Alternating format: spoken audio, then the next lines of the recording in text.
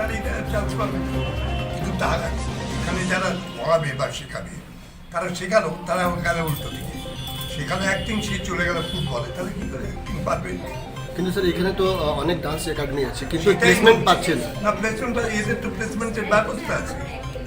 আর কোথাও যেতে হচ্ছে না, যেখানে ঠিক মতো শিখতে পারে নিশ্চয়ই প্লেসমেন্ট দেবে, এরাই দেবে প্লেসমেন্ট। কিন্তু চান্স পাওয়াটা অনেকটা এইখানকার। নিজে যদি ঠিক মতো করে, সবটা তো গিলিয়ে দিতে পারবে না।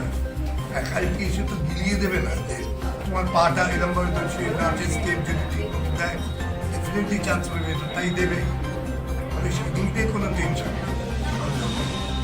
আগে নিজেকে ঠিক করতে হবে, তারপর যেখানে যাবে, যে ইনস্টিটিউটে যাবে, তাদের সঙ্গে কথা বলতে হবে।